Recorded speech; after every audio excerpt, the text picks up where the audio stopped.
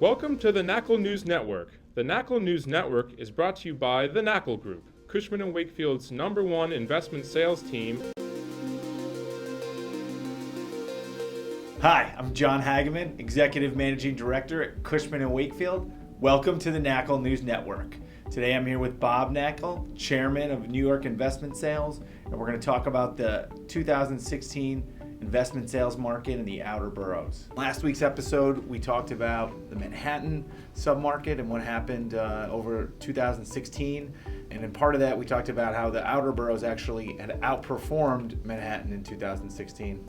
Let's start with volume and total number of properties sold. Hags, on a relative basis, the outer boroughs did perform better than Manhattan. If we look at 2016, we see there were $18.2 billion of investment sales activity, and that was up 6% from the $17.2 billion of activity that we saw in 2015. It's also interesting to note that the $18.2 billion of sales volume was an all-time record for the outer boroughs. And with regard to the total number of buildings sold, in 2016, there were 3,595 properties sold, which was down 12%, as I said, from the 4,102 properties that sold in 2015. It's interesting to note that that total was also 20% lower than the 4,520 properties that sold in 2014, which was a cyclical peak. And values in the outer boroughs hit an all-time high, $381 per square foot average, which is the highest that's ever been. We were very, very impressed with that number. It outperformed where we expected the market to be. That average was up 15% above the $332 average in 2015. It's also interesting to note that in the fourth quarter of 2016, the average price per foot in the outer boroughs was $388 a square foot. So those values continued to increase throughout the year. So out of everything, which was the best performing borough last year? So Queens clearly was the star last year. If we look closer at the numbers, we see there were $5 billion of sales activity in Queens last year, up 26% from 2015's $4 billion total. There were also 963 properties sold, which is only 2% less than the 986 properties that sold in 2015. So that drop was the lowest that we saw in the outer boroughs. And with regard to property values, in Queens, we had a $384 per square foot average last year, up 9% from the 2015 average of $553. It's interesting to hear that Queens was the best performing borough last year. I know for the last several years, Northern Manhattan has been the best performing borough. How did that shape out in 2016? Well, Northern Manhattan also had a great year. It was probably the second best performing submarket. In the Northern Manhattan market, we see that there were $2.7 billion of sales activity, and that figure was up 15% from the $2.3 billion that occurred in 2015. But the number of properties sold in Northern Manhattan did suffer a little bit last year. There were 276 sales, which was down 24% from the 364 properties that sold in 2015. As we know, everyone's always talking about Brooklyn. What happened there last year? Yeah, Brooklyn's incredible, and I have to say, at some point within the next year or two, the population of Brooklyn will make it overtake Chicago in terms of its size. So actually what we'll see is Brooklyn has always been called the fourth largest city in the U.S. It's going to be the third largest city in the U.S., and the dynamics there are fantastic. Last year in Brooklyn, we saw $8.2 billion of sales volume.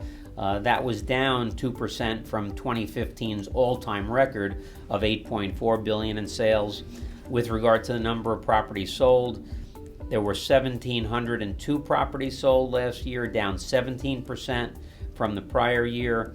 And interestingly, the best thing that happened in Brooklyn last year was that values rose by the second highest percentage. They were up 17%, rising from $360 per square foot in 2015 to $422 per square foot in 2016. And that $422 average is the highest price per square foot average of all the submarkets outside Manhattan. And lastly, let's not forget about the Bronx. What happened there last year?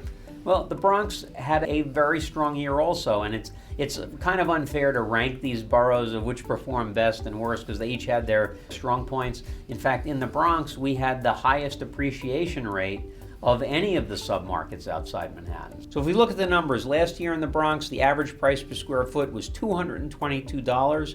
That was an all-time record for the Bronx and was 21% above the $183 average in 2015. The dollar volume of sales hit $2.4 billion. That was down 5% from the $2.5 billion that occurred in 2015. And the number of properties sold in 2016 was 654, 6% below the 2015 value.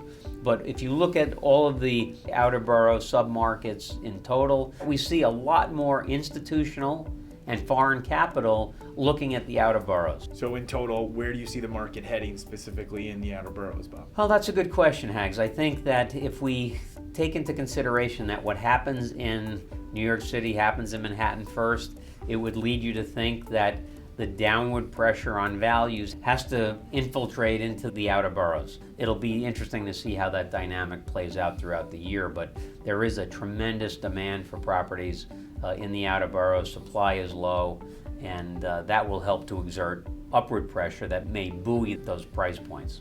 In summary, the outer boroughs performed much better than the Manhattan submarket in 2016. Many of these submarkets showed significant appreciation in 2016 versus 2015. Also, the tremendous influx of foreign and institutional capital into the outer boroughs has been a tremendously positive dynamic for these locations. Thank you for joining us today. Tune in next week for another episode of the Knakal News Network.